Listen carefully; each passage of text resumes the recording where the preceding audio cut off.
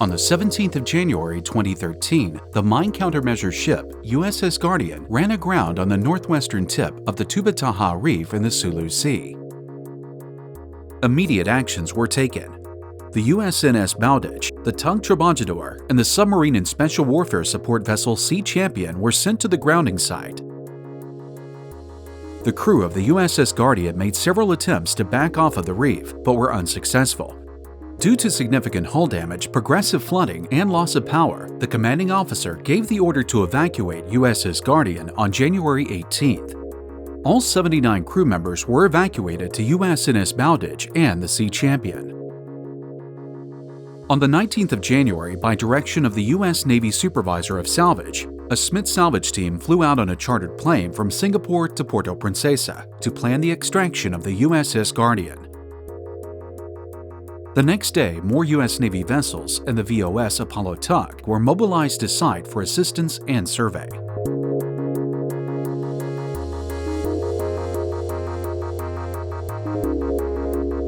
Dragged by strong currents and trade winds from the north, the USS Guardian was turned 90 degrees and broached on the reef. The battering waves then pushed the vessel approximately 20 meters further onto the reef. Continuous pounding on the coral caused severe damage to the bottom and the structure of the ship. The hull was breached in several places, causing significant ingress of water. Engine room machineries were shifted out of position and pushed upwards. The ship's shafts and part of the rudders became embedded in the sand.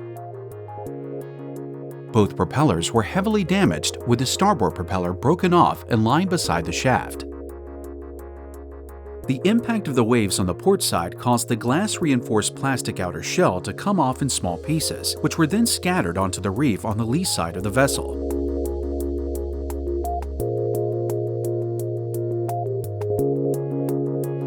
In December 1993, the UNESCO declared the Tubataha Reefs National Park a World Heritage Site.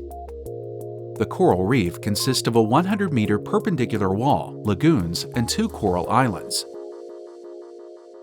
Because of the reef's protected status, strict criteria were set for the removal of the wreck. There was to be no pollution by oil or floating debris, and no damage to the coral growing on the reef's steep drop-off.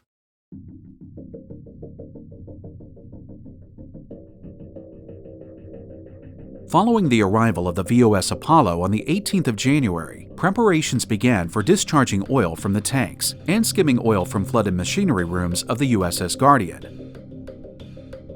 Several ribs and a small landing craft carried loose equipment from the ship to the USS Muston, the VOS Apollo, the Trabajador, and the USNS Salvage. Crane barge SMIT Borneo, mobilized to extract the USS Guardian from the reef, arrived on site February 6th, together with tugs Ark and Tide and Intrepid. However, SMIT Borneo was unable to set her mooring legs adjacent to the wreck due to the steep reef face. As anchoring close to the reef proved impossible, the dynamic position crane barge Jaskin 25 was mobilized, as she would be able to stay near the Guardian without the need for anchoring. The Jaskin 25 arrived on site February 19th. Adverse weather conditions prevented the start of the removal operations on board the USS Guardian until the 22nd of February. During the subsequent days, all loose items were removed from deck and stored in an empty container hanging from the Jaskin 25 crane and resting against the starboard shell. Dismantling commenced on the 25th of February. The winch and storage reel were lifted from the stern deck by the Jaskin 25. The next 2 days, the sonar, funnel, main mast, and last remaining loose items were removed from the Guardian and stored on deck of the Jaskin 25. On the 28th, all removed items were lifted from the Jaskin 25 onto the Ark and Tide. The Ark and Tide, functioning as transfer vessel, transported all parts to the S7000 barge moored alongside the SMIT Borneo. SMIT Borneo's crane then transferred all parts to the S7000. Upon having transported the funnel, winches, and mast, preparations began for cutting and removing the Guardian superstructure. The Level 2 accommodation block was lifted on the 2nd of March. It was then transferred from the deck of the Jaskin 25 to the Ark and Tide and transported to the S7000 barge. Due to weather conditions, it was 5 days later when the stern section of Level 1 was lifted from the Guardian and transferred to the S7000 barge. On the 8th of March, the remaining part of Level 1 was removed. Preparations for lifting the hull began on the 11th of March. For safe removal, the hull was cut into 4 sections to be lifted separately. To reduce weight, the machineries from the machinery rooms were disconnected and removed. Precise holes were cut into the ship's hull to place the rigging needed for stable lifting of the sections. Internal corridors were also cut out to establish easier access for the dissection of the hull. Continuous skimming of oil in the flooded spaces again prevented spilling during removal. The VOS Hercules arrived on site to collect the mast, reel, sonar winch, and scrap-filled containers to clear the deck of the S7000 barge. After removing the last machineries, everything was set to begin the removal of the hull. Extra measures were taken to prevent pollution by oil and floating debris during the lift. Down current, a U-shaped oil boom was set up between a Navy rib and the Intrepid tug.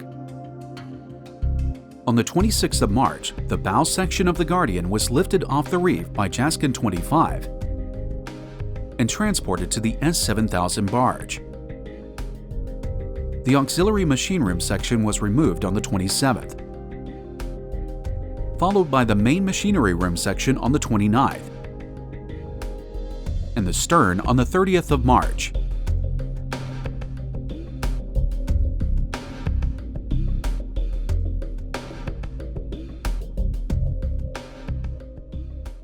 To clear the reef of the remaining debris without damaging the coral, special baskets with adjustable legs were designed. Dropped onto the reefs by the crane of the Jaskin 25, these baskets were then filled with debris collected by Navy divers. On the 3rd of April 2013, the reef was cleared. The sections, the superstructure, and other parts of the Guardian were taken to Sasebo, Japan.